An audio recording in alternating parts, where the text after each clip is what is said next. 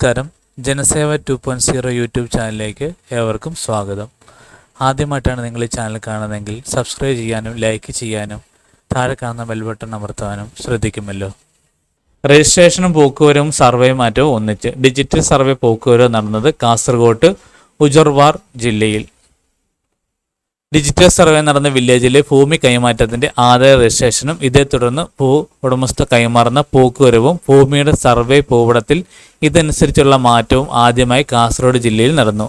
മഞ്ചേശ്വരം താലൂക്കിലെ ഉജറുൾവാർ ജില്ലയിലാണ് സംസ്ഥാനത്തെ ആദ്യ ഡിജിറ്റൽ സർവേ പോക്കുവരവ് നടന്നതെന്ന് റവന്യൂ വകുപ്പ് വ്യക്തമാക്കി. വസ്തു കൈമാറ്റം ചെയ്ത വ്യക്തി എൻ്റെ ഭൂമി പോർട്ടലിൽ ലോഗിൻ ചെയ്ത് ആധാരം രജിസ്റ്റർ ചെയ്യുന്നതിൻ്റെ ആദ്യപടിയായി പ്രീ മ്യൂട്ടേഷൻ സ്കെച്ചും തണ്ടപ്പേരും അപേക്ഷ വാങ്ങിയിരുന്നു. ഈ വ്യക്തിയുടെ കൈവശമുള്ള 43.66 സെന്റിൽ നിന്നും 15.25 സെന്റ് സ്ഥലമാണ് വിറ്റത്. തുടർന്ന് സബ് രജിസ്ട്രാർ ഓഫീസ് മുഖേന ഓൺലൈനായിട്ട് ആധാരം വില്ലേജിൽ എത്തുകയും പോക്കുവരവ് നടപടികൾ ആരംഭിക്കുകയും ചെയ്തു.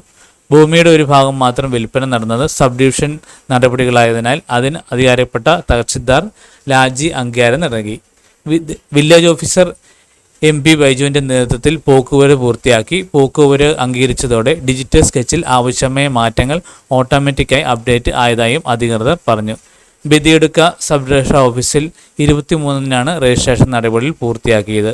ഇതിനായി 10,000 രൂപയുടെ ഇ സ്റ്റാമ്പ് പേപ്പർ ഉപയോഗിച്ചും രജിസ്ട്രേഷൻ ഫീസായി 2,660 രൂപ അടച്ചു.